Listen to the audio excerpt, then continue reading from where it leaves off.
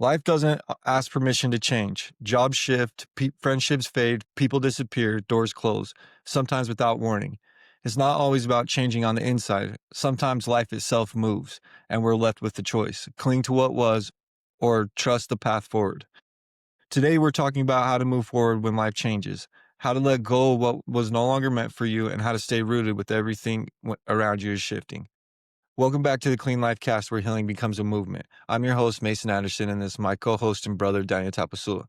Today, we're leaning into a different side of change, not just the inner work or personal growth, but the external shifts that happen whether you're ready for them or not. Relationships that fade, careers that pivot, and seasons that close. This conversation is about trusting the process when life forces you to change, learning to release what was no longer meant for you, and finding peace when people or opportunities move on. So I'm super grateful to be back here with you, Daniel. Oh, yeah, me too. I'm excited for this topic. I think it's gonna Yeah, be a good one. yeah, I like it. Yeah. How's things been going? Good. Yeah. The week ended dope. We was just talking about it before we started recording.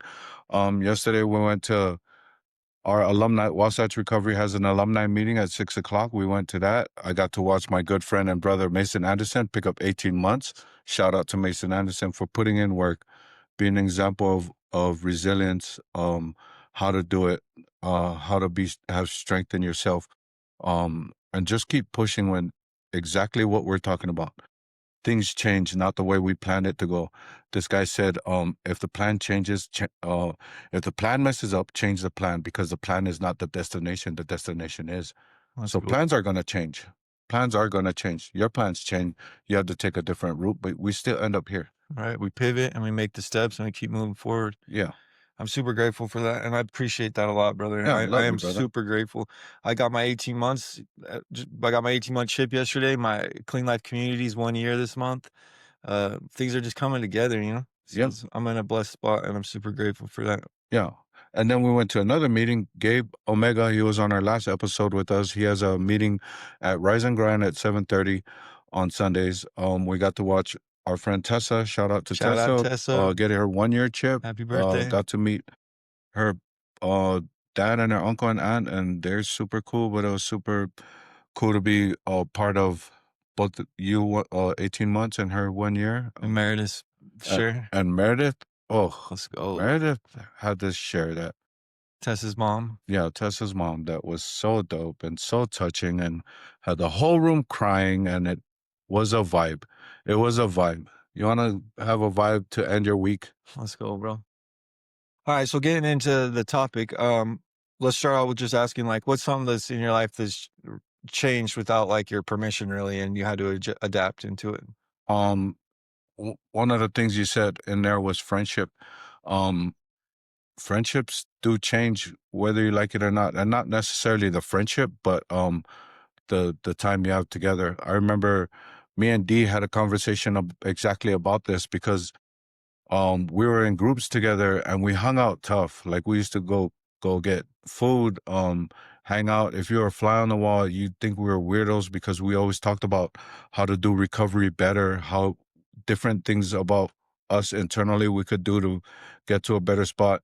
But we talked about change, and it's like a bittersweet moment of trusting the process and growing.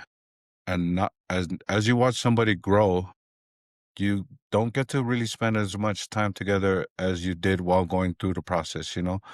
And it was cool to watch somebody grow and become this great human being, but their growth is gonna have less time. And it was cool, but it was sad, not to be able to kick it as much anymore. I think that, Same with you. You grew out of sober living. You're in a spot to where we don't kick it. We used to be in the same house at sober living. Like, yeah, that's something see that each I've other every noticed. day. Yeah, like, it's this bittersweet moment of being so proud of people becoming the people that they're supposed to be, and even better.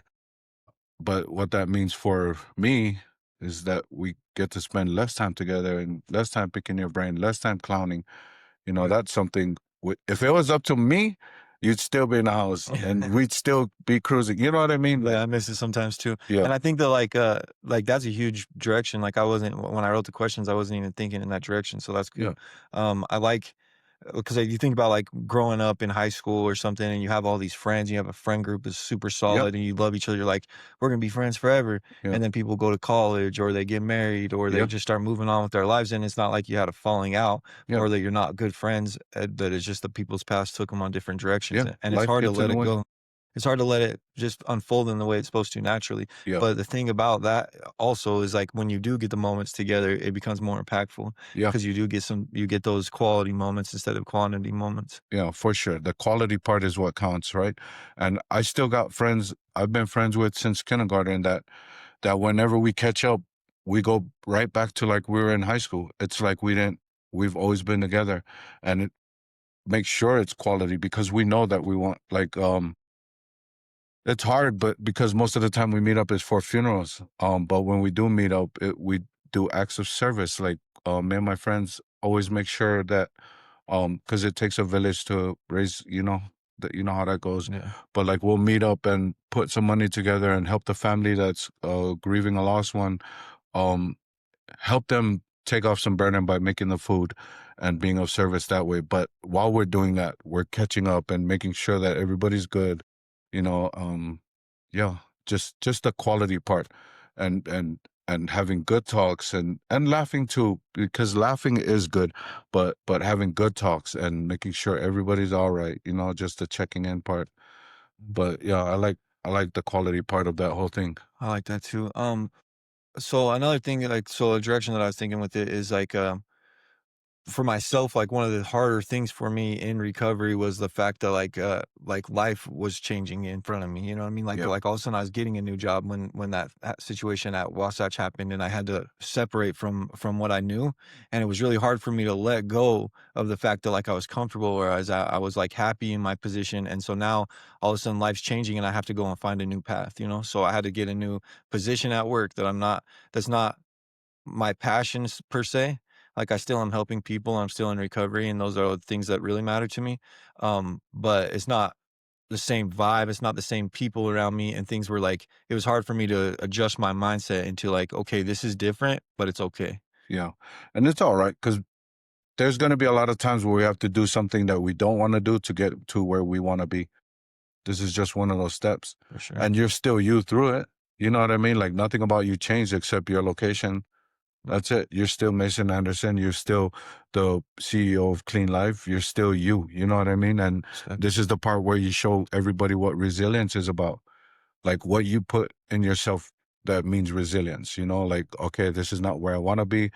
I'm still helping some people in the way, but this is where the true you comes out. This is where you find out who you are to you. Right. You know what I mean? And that's the thing about change. The quote I shared last night about that story of the farmhand, it goes, our preparation in the times of peace is our greatest predictor during times of work. I Right? love that, bro. Yeah, like you did all this work for you when things are good. Like you changed, you got into rehab, things were going good, but you're still prepping for the next step. You're still making the next right move. You're still doing the next right thing, taking it a day at a time. But in those days, same thing I said last night, they gave you 5 assignments, you did 7, prepping yourself for when things do change. Right. Like the hard thing about change is when it comes up, you don't know what's going to change and when it's going to happen. But it's cool to and you can't prepare for change. Like if a tornado came, we wouldn't be ready for it unless we stacked up food already, unless we already prepped for this stuff. Like any storm, not just specifically tornadoes, but that's the inside work you do for yourself. You prep yourself for when things change, and they're going to be uncomfortable, and they're going to be something that you weren't ready for.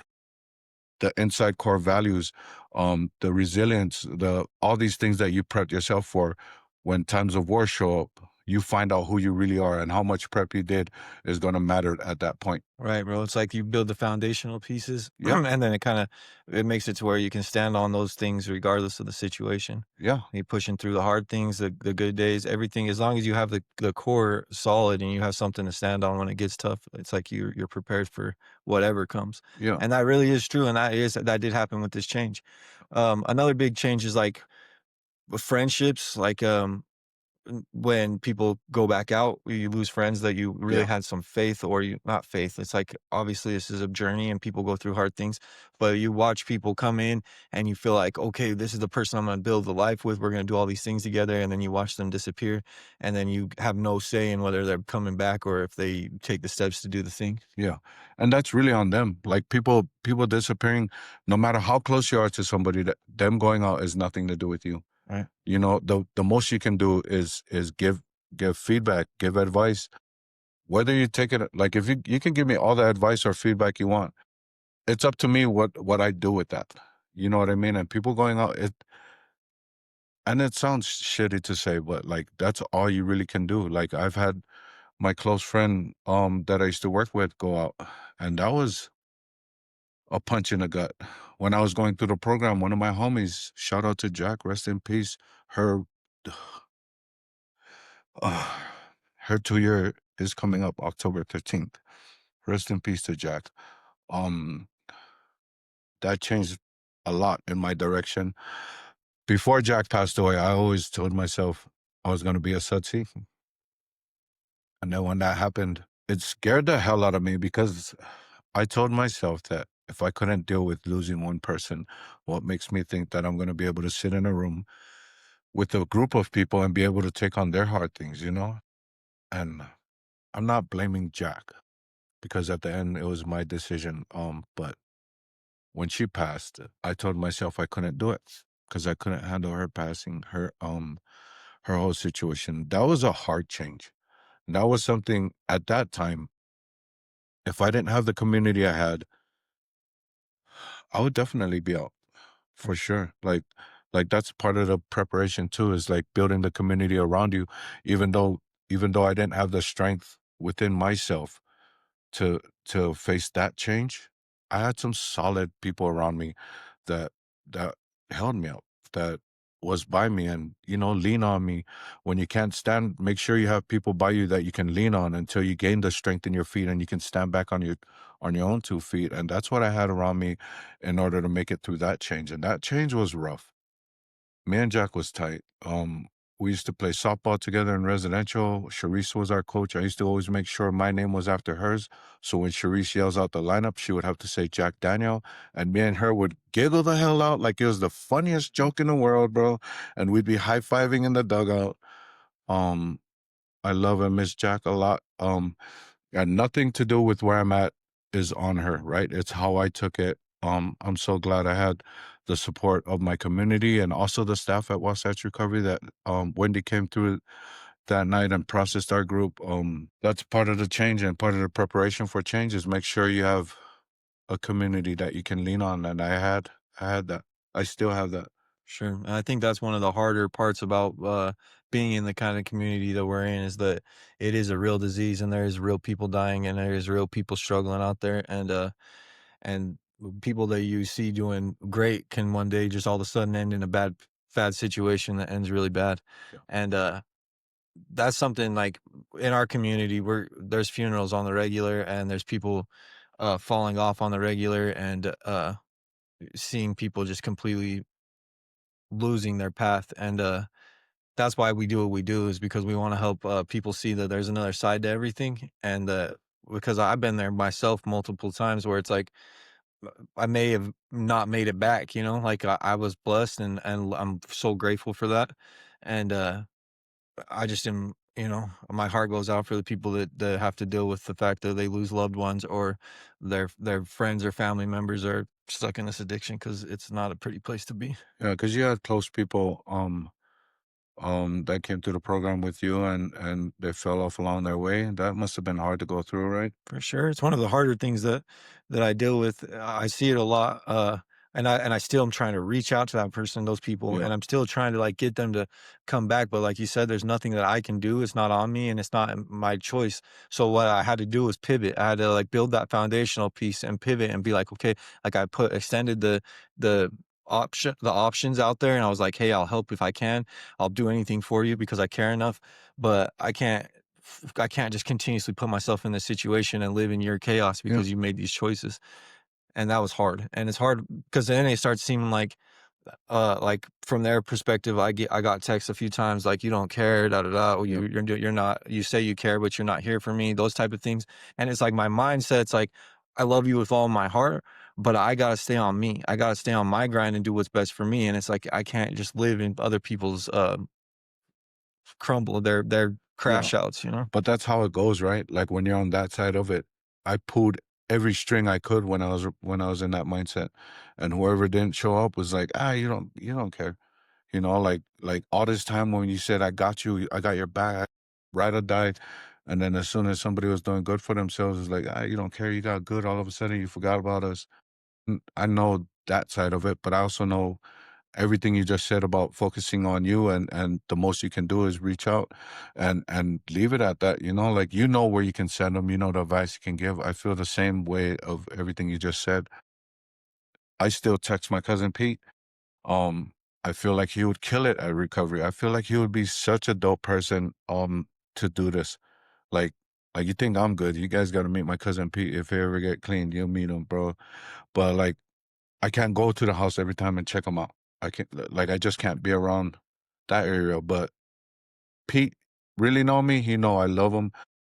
He have to come to me. Right. You have to come to me, and I can point him in the right direction. I just don't want to put myself in situations where it's not good for me. For sure, and I think that's a huge piece too, is like even if you could go out and pull that person from their environment and just force them into treatment and be like, "Go straight here," it's like they wouldn't do it the right way. It's like Yeah, they have to come and want it and take the steps. Like, as soon as they start taking the steps to do the thing, it all of a sudden makes it become their internal work that they're doing, and it's like they chose this life over that life. yeah, And it's like that's I think what it takes, because then you go back to like what Gabe said last week about if you're done, then you can't, do this yeah, bad enough to mess it up. And if you're not done, you can't do it good enough to stay clean, you know? yeah, And that's where it comes down to, is that internal decision where it's like, I'm choosing to make a difference in my life because I need this for me. And I think it's something to do with that psychologically is what pushes people into a place of actually long-term sobriety. yeah, I think that like when we're talking about all these things, like what keeps coming up is that internal change and external change are like so both on the same vibe, because yeah, everything that we're talking about always comes back to like an internal work. And I think that's because literally there's nothing externally that needs to be done. Only thing that can be done is that preparation work, the internal work, yeah, and the path that you're on, because life is going to change. And that's something that we've been told in scriptures. That's something we've been told in life our entire lives. That's something that we've all experienced over and over again. That life is going to continuously evolve, and that from the start of our lives to the end of our lives. And if we try to cling on to something too tight that's supposed to be changing, the universe will relentlessly cause us to feel pain until we learn to release and surrender to the fact that it's changing. yeah. That's dope. That's like one of the guarantees in life, is that change is gonna happen. Like no matter what you do, even in your daily routine, there's no daily routine. Like the traffic is gonna change. The time you get to work is not always gonna be the same. How work goes is not always gonna be the same. Like even though there's a routine, there's similarities throughout every day, but there's little changes throughout your routine. But then when the big changes come up, are you ready? Can you be ready? Um, and the universe is gonna be relentless. Like I love that. There's a lot of change, and I do believe most of it comes from within. It's stupid. I was with my cousin. I don't know. Okay, I was with my cousin. We was walking down on the block, and this dude asked us for change, and my cousin said change comes from within. And he was clowning on dude. I gave him a couple dollars. He was clowning on dude, like, I'm not giving you nothing. But he goes, change comes from within, and touches him on the heart. But when he said that, that meant a lot. Like, not then, but now. Right. Just thinking about it, because it does come from within. Like, like that's basically the only thing that you can really control about change. You can't control when change is going to happen. You can't control what change is going to happen. The only thing you can do is focus on how you change yourself. And we've put in a lot of work in changing ourselves. The Mason that walked in through the doors at Wasatch is definitely not the same person that came out, because you put in the work to change core values, core beliefs, mindset, changing compassion for others to compassion for self, love for others for love for self, forgiveness for others versus forgiveness for self. Like all these self words, I had no idea what they meant until I got the program. Like I've never heard self-love, self-compassion, self-forgiveness. What's wild about that is like we hear the words, but internally it's like just because I think because we hear them so often or so regularly that it's like it doesn't register on what they actually are. Yeah, And then when you actually like try to take that word and break it down, like what is this? yeah, It's like, oh man, that's powerful. It's like when you yeah, hear all those cliche quotes and you're like just kind of brush them off, and then you realize that they're like actual wisdom. yeah, You it know? is though. Like there's knowledge dropped all over the place, but when you hear them so much, you think it's nothing. Same thing, you break it down like forgiveness was a big thing to was a big change for me because I was victim my whole life. There's no accountability in any of my actions. But then one of the things to get me out of victim mode was to accept what I did, take accountability for it, and then forgive other people, but mostly myself. And then when I learned what self-forgiveness was, it's like, how do I forgive myself for being such a punk? I'm serious. Like how like I did this. Like what how do I say sorry to me and learning how to forgive me by taking by accepting what I did and taking accountability for those things made it easier to forgive. But like that's one of the changes and so many different stages of changes, elements of change that you can do for yourself before you can even bring it out, and where I'm at right now was a lot to do with internal work, Right. you know? I've yeah. I mean, I think that like through this podcast, I've been learning that like I've already known this my entire life. Like this is something that I've always like studied into and looked into, but now it's starting to click really hard Yeah. that like there's nothing other than internal work that I need to be doing in order to find my core values, my balance, my preparation, Yeah. my dealing with change, adversity, like all those things are all like the master key, the thing that's gonna shortcut everything that I've been struggling through is to go inward. And that's one of those things that's like doesn't make a whole lot of sense, but at the same time, it's like that's the thing that's going to bring me peace and freedom and truly like make it to where nothing is going to crash me out. Nothing's Yeah. going. I'll have hard times, but I'm going to get through them. I know that I have the ability to learn any skills I need to learn. I know that like as long as I'm okay, the rest of my external world is going to be okay too. I like how you said that. It just made me think of when you said um everything is coming from within. It just made me think of um superheroes and supervillains. Right? My homie Bryce, every time he's not every time he shares, but every once in a while he'll bring up superheroes and supervillains. And they basically have the same storyline until a change comes. Like Bruce Wayne, his change was his parents got murdered, right? And then he changed into this guy. The difference between superheroes and supervillains is supervillains will have a change like that. Their parents get murdered or something happens to them as a kid, and then they grow up, and that's the change in their life. And what they do with that change is they want to make the rest of the world feel the pain that they're going through. Superheroes will have the same kind of change. Bruce Wayne had his parents killed, but superheroes will take their change and try to make sure nobody else has to go through that themselves. Yeah. Like I got you, or this is a different way to do it, but Bruce Wayne was doing like internal work to where he could help people. I don't know exactly how Bruce, But but you know what I mean? Like taking that 1000%. change and affecting everybody with it, but it has to go from in here.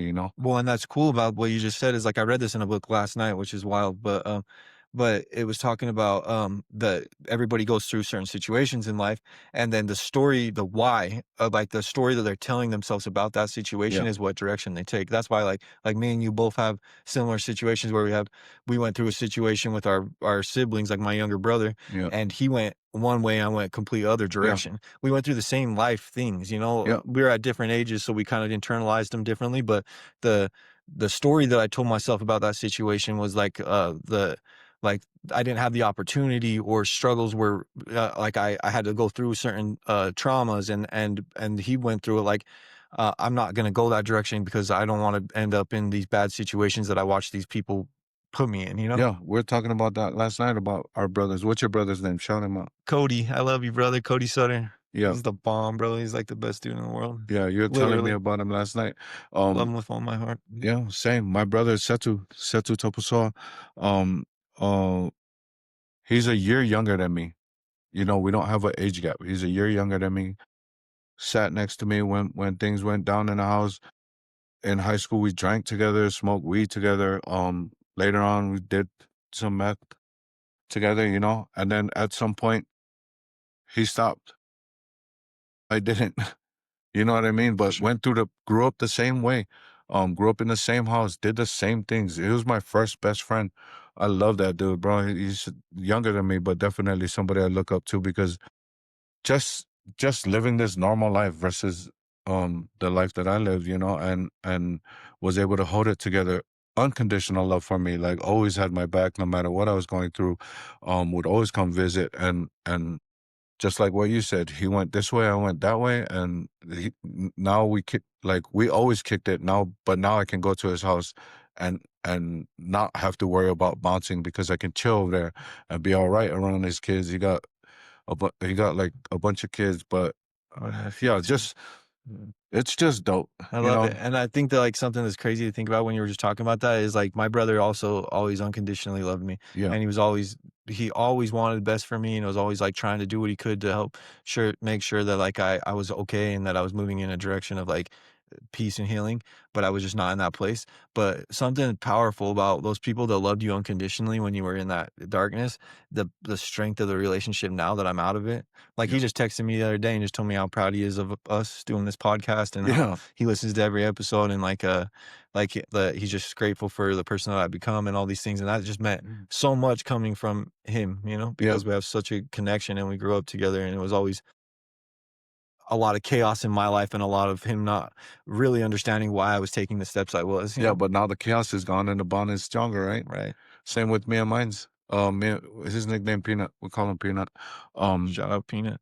Yeah, he it's funny that you say he was talking to you about the podcast because my brother, I saw him, I was kicking it with him and my other brothers on Saturday night, and he was like, "Bro, the podcast is dope." Remember I was telling you about it. Yeah. He said I listened to. I'm on episode 4. If he ever makes it to 10, he might hear a shout out to him. He probably will in like 2 months because he's like a slow listener. No, yeah, same thing. He was like so proud of what we're doing, and same thing as you. Our bond is a lot stronger. It's never been faded. It had to take some distance at times, but I feel like we're a lot closer than we were before. You know? Yeah, and sometimes that distance is, like, what it is important because had my brother not been smart enough to get away from me, who knows how much work it would take to heal this relationship, Yeah, Because it's the same with, like, my son, like, I got court coming up on Thursday for my son, and anybody that knows me knows that's huge because I haven't seen my kid in, like, 5 years, and that's something that's, like, seriously been one of the most devastating parts of my life, like, I've crumbled over more times about that situation than anything else, and, I used to be so resentful, like, I was mad, like, I was mad, I was like, "How can somebody take my kid from me? Like, how could they do this to me?" But I had a lot of that victim mentality, but now I'm realizing that, like, even though I've lost all those years with him and I didn't get to see him hit those ages that really would have been impactful for him and me to be, in connection, it's like he never had to see me in my darkest of times when I had real demons inside of me, and so, now I'm gonna be working from a place of, like, ground zero instead of a negative, yeah. work to do, So now he's hopefully, when he comes into my life, he's gonna see the man that I am, see the work I put in, knows that I'm somebody he can trust and that he's proud of, I'm gonna be a dad that he's gonna be proud to have, opposed to me, like, having to dig out of these situations like I did with my mom or my family members that were close to me and had to deal with my addiction. Well, I'm glad you didn't see him all that time you wanted to see him. Just listening to you talk about it, and I was thinking it would have done more damage every time you would have seen him because it would have been in his life, see him, you weren't in the right state of mind, and then bounce, cause that hurt all over again, and then pop back in his life, see him, not in the right state of mind, bounce again. Um, versus the one time, like whatever limited time you had before, gone, and then in the meantime, you wanted to go see him. I feel like that would have did more damage seeing him and bouncing from his life than taking this longer gap, focusing on you, um, going back to change on the inside and seeing him now. He doesn't have to have all this trauma to have to work through. When you show up is who he's gonna know. That's right. You know what I mean? Not this guy Grateful. that, "Oh, how long is he gonna stay this time?" You know what I mean? And speaking of change, how many different changes you would have had to put him through of seeing you pop in and out of his life a bunch of different times, showing a bunch of different ways on who knows what. and then him having to work through all those changes in his life, and then now you show up the way you are now, still would give him doubt about, okay, how long? How long? So What am I gonna say to this guy to make him bounce? You know, was it me the reason why? There's so many ifs, should have, whatever that could be playing, but then I feel like less damage has been caused by you not being in and out of his life for sure. versus you wanting to be in and out of his life, you know? Yeah, I think that's one of the biggest testaments that's helped me like believe it. Like I've had a lot of them because I've been through a lot of struggle, but one of the things that made me truly understand that like God was working for me in everything that happens, because like had I been in charge of any of that, I would have never been out of his life and he would have had to really struggle with me. There's no doubt about it. Like Mm. there's no doubt about my house getting raided. There's no doubt about the fact that I went through struggles, like real ones, living on the streets, doing things that I probably shouldn't, well, not probably, for sure shouldn't have been doing, that was against everything. I wouldn't want my kid to see me in that place or put him in situations where that would be the life. But at the time I couldn't understand that, like it was so much pain inside of me that I was just like I would do anything to get him in my life, but apparently not get clean until now, Yeah. and And that's that what was it all took. just selfish, right? Right? It was all selfish. And now it's like but it's that testament to God that like I was truly full heartedly believe that God aligned everything exactly as he did so that I could show up as the man I am today. And my son's gonna be proud that I'm his dad. And that's something that Yeah. you know, I never thought for a lot of years I was like, maybe like I'm not like maybe I shouldn't be his dad. Maybe I should stay away from him. I really thought that a lot because I was like, maybe because I didn't think that I was somebody that could offer him anything but struggle or trials and tribulations. Yeah. Now to today, it's like I know for a fact that when he shows up, he's gonna be just so excited that I'm the person that shows up, Yeah. you know? Excited, proud, happy, not wondering if you're gonna bounce again. And I heard this thing on my way up here. Like I like when I'm by myself, most of motivational stuff. And this guy said that doubt usually creeps in right when we're about to make the turn. Like right when things are about to change. Right when things are like but our resilience is at its peak, doubt will creep in. Right, Doubt will creep in and say, no, you're not the guy. You're not the guy, like what Meredith was saying last night. Am I the right mom for you? Am I the right dad for you? right. And when it feels like you've been trying to put in some work and doubt will creep in, like as and I feel like that's the adversary or the devil or whatever you want to call it, right? And not necessarily like you're on this part, right? Like you're on the verge of making the decision to start the change is when doubt will creep in. Am I the right guy?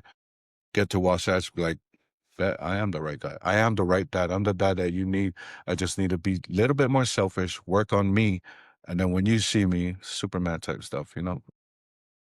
And I think that that's what huge what you said too, because like that doubt is real, and things pop in at times where it's like makes you feel like you're not on your path or you're not the person that you're intended to be. But the thing about that, like something that I've learned from this 18 months of sobriety, and something that I've been really setting in lately, is like I'm on the uphill of a lot of things. And because of that, now it's getting a whole lot easier to be able to say that I know that I'll be that dad for my son. Because like I've been putting in the work, I've been doing that preparation stuff, I've Yeah. been setting the foundation to where like I feel like a confidence inside of me that I've never experienced in my entire life. And that's fact. Like I finally have found a place where I believe in myself, and it's not like 100 all the time. Like I've never had doubts, but it truly is something that like is far more easy to navigate than it used to be. Yeah. But even when doubts come in, the reason why it's easier and sometimes, some doubts are harder to knock down than others. Even when they come up, the reason why you can put them away versus before, um, the reason why you can put it away now versus when you couldn't before is because of the internal work, like all the work you put into yourself, the preparation part. We went hiking yesterday with Ryan Law and Out of a hell. couple other people, Erin Bull and her kids, both of their kids, and Matt, and we're skipping rocks, right? And then we started trying to skip or throw big rocks into this little hole in the log, and I'm sitting down. I gave up. I wasn't even getting anywhere close. And Ryan was by me and he's throwing these rocks. And he grabs a heavy rock and he looks at me and he said, "It's kind of hard because every rock weighs different and you have to adjust for each rock." That I text to myself because that relates to change to me. right? That just made sense in my head right It now. clicked.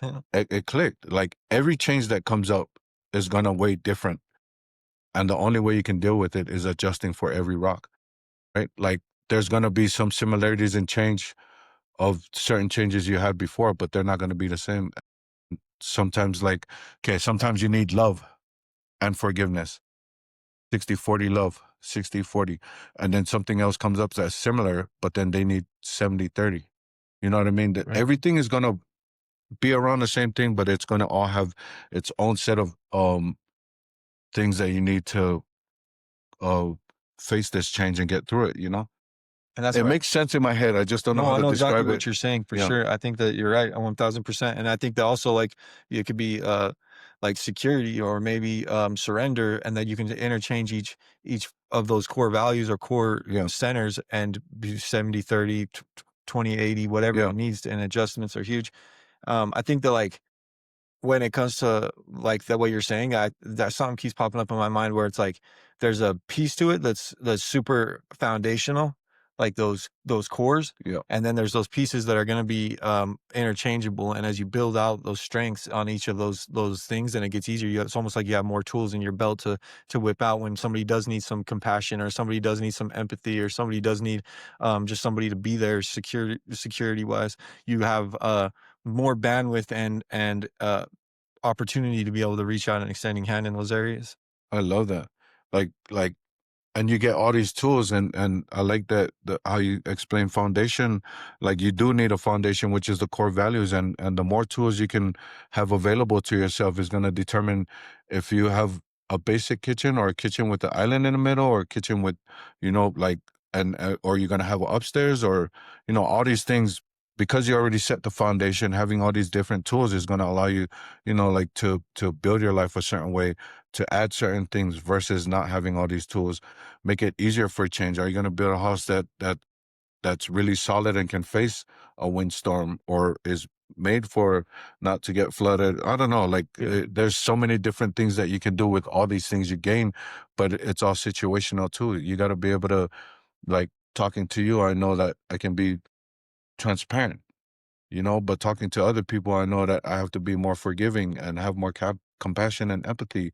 Exactly how you said it, bro. And what you're saying is awesome too, because like if you think about it, it's like, and you could get there living in a box, or you can get there living in a nice house. Either way, you're gonna survive it, but the quality of life is gonna be different. Yeah. That's the way that you get through it is gonna be a lot. You're either gonna be real comfortable, or you're gonna be real uncomfortable getting through these situations. So the more tools and the more islands and more to The the more kitchen, knowledge all the on things how to that use these tools. all the things that you put into yourself is also lifelong. Like you, that's one of the things, like an asset that you can't be taken from you is knowledge or insight or growth internally, because that's something that you're going to take with you from start to end. Yeah. It's like when you learn something new, it's yours forever. Nobody can take that from you, and so that kind of adds to your paradise that you're trying to build.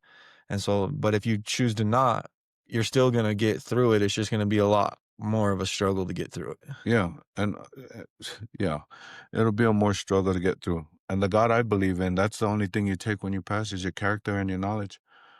So why not gain as much? In my recent journey through recovery, I turned into SpongeBob SquarePants. Like everything that they threw at me, bro, I suck it in. Like I'm a sponge, bro. Sponge it up. Yeah, I sponge everything. Like I go into meetings, I said it before, I go into meetings looking for knowledge, and people drop gold all the time, and I feel like when I leave I'm wealthy. Like I take as much as I can, give what I can. If you leave any meeting broke, if that's your fault. If you leave any conversation you have with people like Mason broke, that's your fault because you're just sitting over there not open or curious to anything about the conversation or what the conversation has to offer you. And there's some things where I feel strong in already, but talking to Mason, or people like Mason, I know that even though I have things I consider strengths to me, I know I can get stronger at them because of these type of conversations, Right, and will absolutely. get me ready to face change regardless of what the change might be. you I know? really love that so much, bro, and I think that that's one of the biggest pieces is that that's why community works like it does, and that's Yeah, why and it doesn't matter if it's somebody day 1 in recovery, like you talked about this yesterday, that it could be somebody day 1 in recovery that you just get some gold from, and you hear them yeah, speak at a meeting, you're like, "Dang, like, that was something that I needed 18 months later," and, it's because all of us are at different stages in our life, and all of us have so much to contribute. That's why, like, when you have numbers, it's just unstoppable because everybody's insight, their path, their journey, their life all play into the bigger picture. And all of us are on the similar, we're all on the same mission internally, soul wise, from a yeah. soul perspective. We're all in the same boat, Yeah. headed in the same direction. Grab a paddle and start paddling.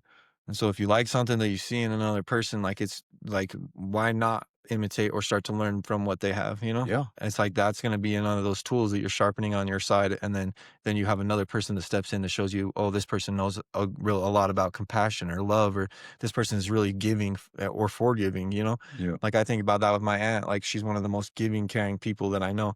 And I learned so much from that. Or like, Lana, yeah, Lana. shout out to Shout out her. Lana. Love Yeah, you. Um, our like past relationships, like I learned what it was to really unconditionally love somebody, and not because I was necessarily in that mindset. It was because that person loved me in a way that was like that was true love. You know, like I truly now see because I was so selfish back then that I couldn't understand it. But now that I'm looking back on it, I'm like that was somebody that literally would have gave their life for my success, and that's something that was wild for me. yeah, I mean, granted that steps into some like boundary situations on her part that she yeah. but but it's real love, and that's something But that I had that's to learn, those are the things at that time you needed and and I they wouldn't have needed. made it, you know? Yeah, like one of the hardest things for me to say still, I'm better at it now is I'm grateful for my addiction. See, I'm crying already, like, because I hurt so much people that I love. Truly. And I'm so lucky that they still let me in their lives today. Um, just like what you're talking about, like everything that I went through, and it's still, it's probably me that needs to forgive me a lot more and put in more work on this, on saying I'm grateful for my addiction because everything that I've been through definitely needed to happen in order for me to be here and have joy and have happiness and love me. The reason why it hurts me to say it because every time I say it that I'm grateful for my addiction, it just brings up not happy things, you know? For sure. But I understand that just like what you just said, that those things had to happen in order for me to get here. And I've apologized for them before, and the people that I've apologized to know that I sincerely meant that I'm sorry. You know, I And think that's huge, bro.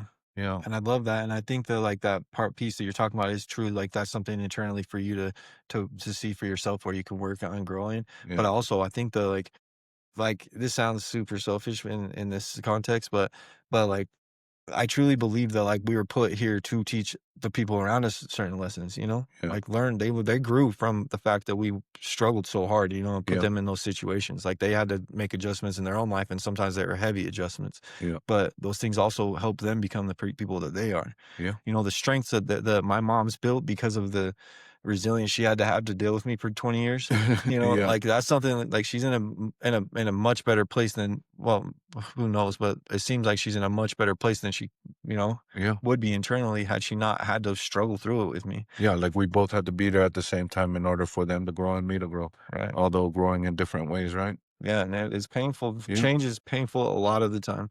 yeah. And that's And why it's such a definitely, huge topic. sorry, No, go ahead. definitely uncomfortable all of the time. All the time. Change is always uncomfortable. And it's meant to be. It's like you're supposed to stay just outside your comfort zone if you're growing. If you're growing, you don't want to be staying in somewhere where you feel comfortable and you're not moving. But you have to step right outside, not too far to where you're on, like, Overwhelmingly uncomfortable. but just enough that it's like this isn't what I'm used to, but I know that I'm expanding my range, you know? Yeah, and I believe that. Like, go to where it feels like you're growing. Like, don't just stand on a plateau. Um, I tell people every time at Wasatch Recovery where I work that how they end residential is how they're gonna start. So keep climbing. You get a date, keep climbing. Like sometimes it feels like you've learned a lot and the incline won't seem as steep as when you first got there, but as long as it's still uncomfortable and it still feels like some work, keep doing that.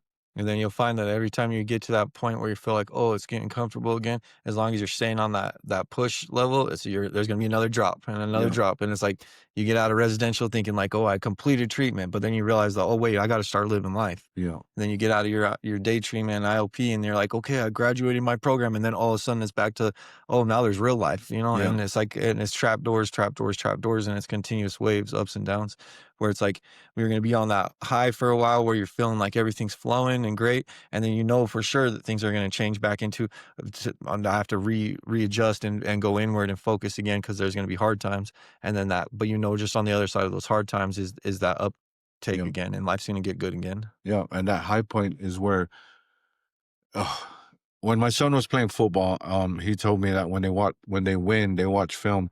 It would be a clowning and laughing and, oh, look at him. But when they lose a game, the coach would be in there, nobody talking and pointing out everybody's mistakes. The thing about that I feel like we need to learn is that when we win, take it as serious as when we lose. Going back to the quote in the beginning, when you're winning, still practice to reach out when before things even become a snowball that you rode on a hill. Something comes up questionable in your head, reach out.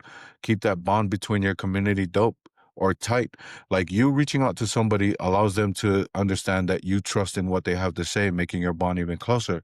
So when things do hit that slope, you already have the practice of picking up the phone. You already have the practice of talking to somebody. You already have all these things set to where you know how to do it when things do get rough. It's how you prepare when things are good that's going to really teach you who you are when things get rough. And they're gonna be different. Like when things are good, you're in a different state of mind. Life is Yeah, happening differently, and when things are bad, you're in a different state of mind. So you have to adjust accordingly to what each yeah, situation brings. yeah. People get like these athletes is the easiest example to use.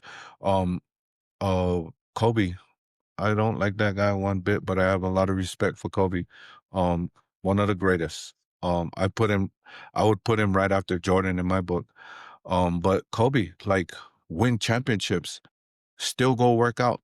Ray Lewis, one of the best, if not best linebacker of all time, still was working out, still was doing everything he could to be the best, even though he was number one, right? And these are the kind of people that are ready for when things do get rough because they put in the work when things were good, right? They weren't all right with who they were. They wanted to make sure that they were the best them and kept elevating themselves to a certain level to where when the dips came, there's no sweat for them.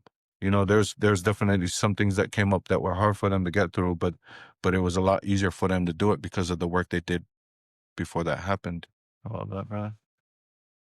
Good job. All right. Well, so life will change. Sometimes we invite it, sometimes it just shows up, but every ending is also a beginning. We hold on if we when we hold on loosely, trust God's timing, and stay rooted in who we're becoming, every painful shift can lead to an unexpected growth and freedom. If this conversation encourages you, please share it with someone, like it, subscribe to our channel, Spotify, YouTube, Amazon, we're all over. So like our Facebook page. Well, we only have Clean Life Community right now, but we'll get us the cast one set up. But yeah, because healing just isn't personal, it's a movement. It's definitely a movement. Jump in the ride and let's go. Let's go.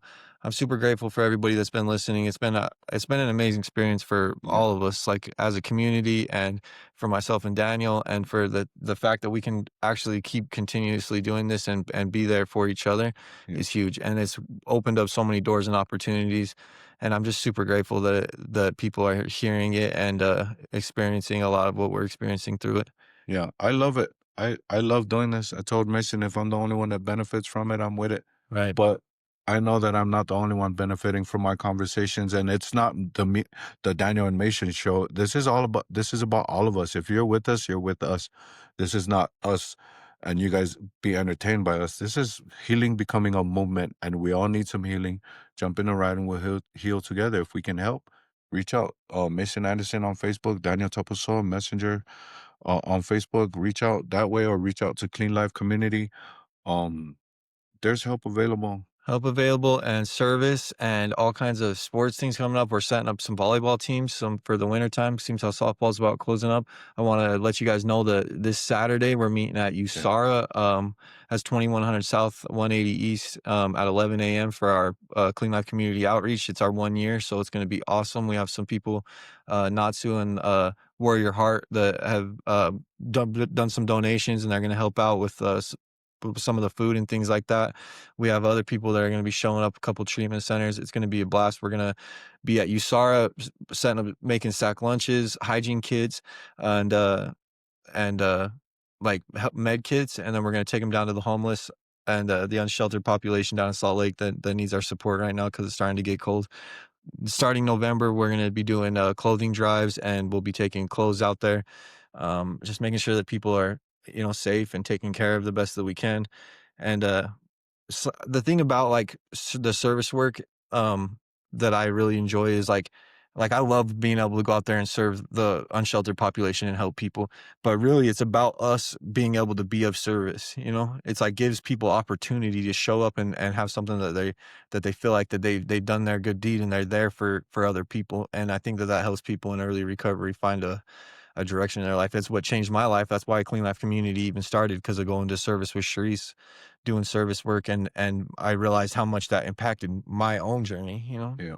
And Cherise does her 2%, but um and she does outreach. That's the first time I did taking food to the unsheltered. And it definitely provided an opportunity for me to have some humility, some compassion, some love for strangers, understanding that still right now I'm one choice away from being there. Um and just helping out people that need some help, showing them that it is possible, because everybody that comes out with well, most everybody that comes out with Clean Life Community have gone through the same situations, and we're just not just providing food but also providing hopefully a little hope, that there is a way to get back to this side of things, and that's the part I like about it. There's There, never been a time that I've been down there passing out sack lunches that I haven't had 2, 3, 4 conversations about people down there ready for change that are looking for something different. Like, as soon as we get down there and we show yeah. the community and we show what we're doing, they all want to be a part of it, and they're at that state where it's like they don't believe in themselves that they can do it, but something, maybe we're planting seeds, who knows, you know? Yeah, and sometimes like that could be the most important thing. Like if you can't get somebody to go right there, at least plant a seed in their head to where change is possible. It's hard, but it's possible. We're walking proof that it's hard, but it's possible. But I like that. I remember one time you told me that you guys went out to feed the homeless, that you had a guy ready to take to the VOA, and he kept changing his mind, but really that's all you can do. Like the seed was so close to be taken and thrown in a pot and grow, but that was just really up to that dude, because his mindset wasn't ready, and who knows, you drop him out of the VOA and he take off. Well, But that's exactly what happened. We got him in the car and got him to the VOA, but then he got scared at the last second. um That's close. but that whole thing, like just getting people like that got close, probably the closest he's gotten in who knows how long, and I love the planting seed. Anybody wants to change, I'd take them too. But really, sometimes that's all we can do, like all we can do is all we can do. And I love that part of service. Service is definitely something I value and I believe in, of giving back. I love you, brother. Love Thank you you, for brother. this. This was That was awesome. dope. It's a good one. Yeah. Love you guys. I appreciate everything for real. We'll see you soon. Yep. Love you guys.